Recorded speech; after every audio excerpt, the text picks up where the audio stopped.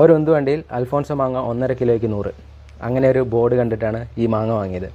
ഈ മാങ്ങ വാങ്ങിക്കഴിഞ്ഞ് നോക്കിയപ്പോൾ എനിക്കൊരു കാര്യം മനസ്സിലായി. ഇതെന്തായാലും അൽഫോൺസോ മാങ്ങയല്ല, ഇത് വേറെ ഏതോ ഒരു വെറൈറ്റിയാണ്. ഇതിലിങ്ങനെ അത്യാവശ്യം നല്ല റെഡ് സ്കിന്നുണ്ട്, കണ്ടില്ലേ?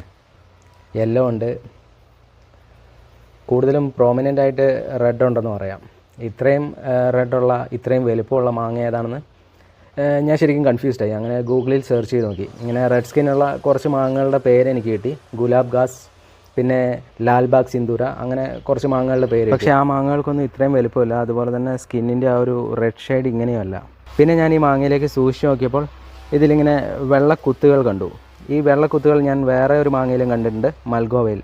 പിന്നെ മൽഗോവയുടെ ഷേപ്പുമായിട്ടൊക്കെ കമ്പയർ ചെയ്യാൻ പറ്റുന്നൊരു ഷേപ്പാണ് ഈ മാങ്ങയ്ക്കുള്ളത്.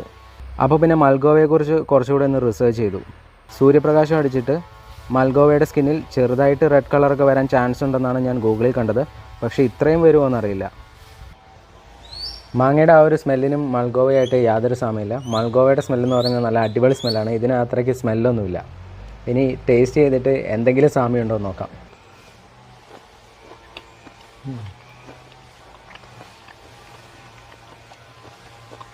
ടേസ്റ്റിൻ്റെ കാര്യത്തിൽ മൽഗോവയായിട്ട് വലിയ സാമ്യമൊന്നും ഈ മാങ്ങയ്ക്കില്ലെന്നാണ് കഴിച്ചപ്പോൾ എനിക്ക് തോന്നിയത്. അത്യാവശ്യം മധുരമുണ്ട്, അതുപോലെ തന്നെ ചെറിയൊരു മാംഗോ ഫ്ലേവറുണ്ട്. അതാണ് ഈ മാങ്ങയെ പറ്റിയുള്ളൊരു ഡെഫിനേഷൻ എന്ന് പറയുന്നത്. മൽഗോവയ്ക്ക് നല്ല അടിപൊളി ടെംപ്റ്റിംഗ് ആയിട്ടുള്ള മധുരവും നല്ല അടിപൊളി മാംഗോ ഫ്ലേവറുമാണുള്ളത്. ആ രണ്ട് കാര്യങ്ങളും ഈ മാങ്ങയ്ക്കില്ല എന്ന് തന്നെ പറയണം. ഈ മാങ്ങയുടെ പേരെന്താണെന്ന് അറിയില്ല, അതുകൊണ്ട് ഇവൻ്റെ പേര് പറഞ്ഞിട്ട് ഇവനെ എനിക്ക് റേറ്റ് ചെയ്യാൻ പറ്റില്ല. ഇതാ മാങ്ങ ഇങ്ങനെയാണ്. ഇവൻ്റെ റേറ്റിംഗ് ഇതാണ്.